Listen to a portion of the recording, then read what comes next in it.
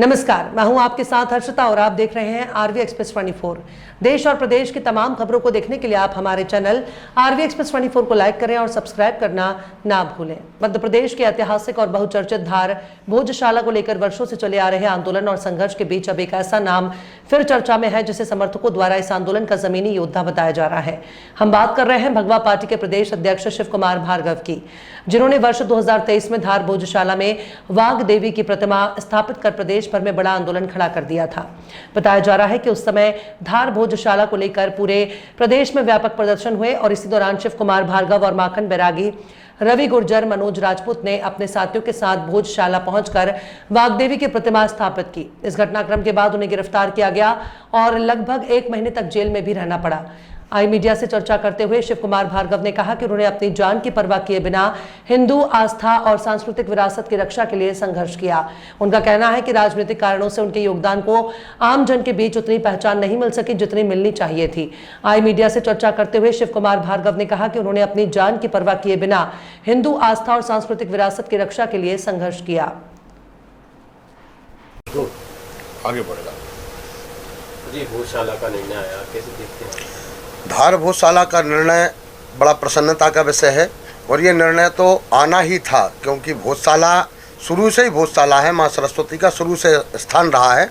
आताताइयों ने मात्र वहाँ पर अतिक्रमण करके वहाँ पर रखा था। धार भोजशाला का आंदोलन कई लोगों ने किया है, वर्षों से आंदोलन चलता आ रहा है। इसी कड़ी में 2023 में हम लोगों ने भी आंदोलन किया था और उस आंदोलन में माँ सरस्वती का प्राकट्य भी वहाँ पर हुआ, जिनका हमने दर्शन किया। दर्शन करने के बाद में आज जो भाजपा सरकार है, उस समय भी भाजपा सरकार थी, पर हमें किसी का सहयोग नहीं मिला और 1 महीने के लिए जेल में डाल दिया गया। कड़ी प्रताड़नाएं, यातनाएं हम लोगों ने जेल में भोगी।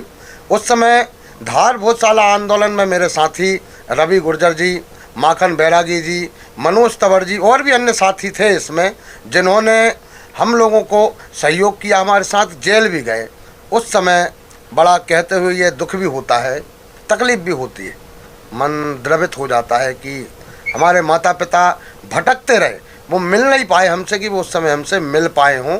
और जो मेरे साथ में जो साथी थे, वहाँ के लोग बताते हैं मेरे परिवार में भी कई दिनों तक चूल्हा नहीं जला, कि कई दिनों तक वहाँ पर चूल्हा जला हो।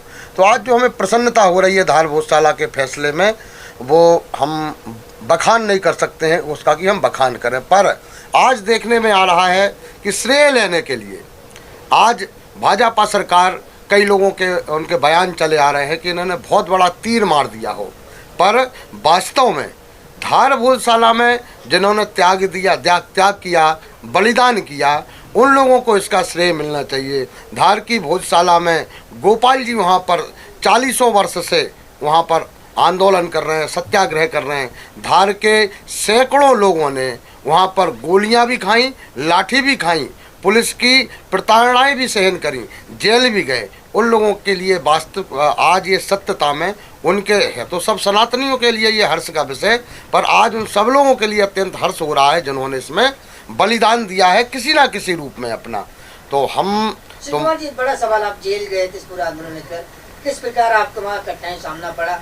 पुलिस प्रशासन का रवैया था, तो मुस्लिम के सीधे टारगेट में आप आए थे, तो छूटने के बाद में क्या दबाव आए? देखिए, वहाँ की स्थिति तो ये थी कि हमें जिस समय कोर्ट में पेश किया गया था, तो उस समय गर्दन रेतने तक की वहाँ के लोगों की तैयारी थी और गर्दन रेत कर वो लोग वहाँ पर हमें समाप्त भी करना चाहते थे, ऐसी तैयारी थी। पर वहाँ पर जो प्रशासनिक अधिकारी थे, मैं उन्हें धन्यवाद दूंगा। यातनाएं, प्रताड़नाएं जेल में बहुत सारी, सभी जानते हैं। जो लोग जेल जाते हैं, जेल जाने के बाद में वहाँ पर कुछ हीरा मोती तो मिलते नहीं है, जो आम कैदियों के साथ होता है वो हम लोगों के साथ हुआ। वहाँ पर प्रताड़नाएं भी भोगी गई, यातनाएं भी भोगी गई, जेल की कच्ची रोटी भी वहाँ पर खाई गई। पर वहाँ पर ये तैयारी हो गई थी कि जैसे ही हम जेल से बाहर निकले तो वहाँ के प्रशासन ने इंदौर के बाहर तक हम लोगों के लिए इसलिए मात्र छोड़ा था कि ऐसा ना हो कि हम लोगों की वहाँ पर हत्या हो जाए। और आज भी जब यदि कहीं धार जाने की बारी होती है तो वहाँ का प्रशासन सचेत रहता है और सुरक्षा में खड़ा होता है। आखिर में भारत में रहकर ही इस तरीके की चिंता करनी पड़े तो ये आश्चर्य की बात है। जब जेल छूट के भोपाल आए थे तो आपको कैसे डर का माहौल बना आपके परिवार में? किस प्रकार आपने वो जीवन किया? देखिए, हमें तो डर का माहौल ना कल था ना आज है। हम सनातन के लिए जी रहे हैं, सनातन के लिए मरेंगे। पर चूँकि परिवार वालों की ये स्थिति थी कि परिवार वाले ठीक से सो भी नहीं पाते थे। जब उन्हें वो मंजर याद आता था कि पुलिस प्रशासन किस तरीके से हमें लेके गई, कैसे हमारी गिरफ्तारी हुई है, तो वो माहौल आज भी है कि कभी यदि हम कह देते हैं कि धार जा रहे हैं, ऐसी जगह जा रहे हैं, उनके चेहरे पर उदासी आ जाती है। सर, आज जो बड़ा मुद्दा आया तो उन्होंने फैसला दिया है, तो किस प्रकार अपनी खुशी जाहिर करेंगे? देखिए, प्रसन्नता हम आज शाम को उत्साह के रूप में मना रहे हैं। मिठाई भी वितरण होगी, ढोल धमाके भी वहाँ पर बजेंगे।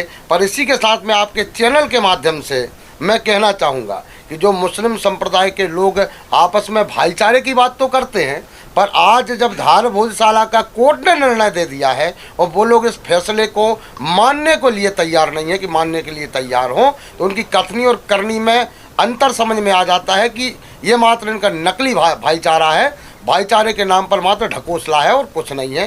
तो सनातनियों के लिए और वर्तमान में भाजपा सरकार के लिए समझना चाहिए, नहीं तो कल के लिए भाजपा सरकार के लिए बड़ी हानि होगी इस चीज़ की कि हम हिंदुओं के साथ में कैसे छलावा कर रहे हैं।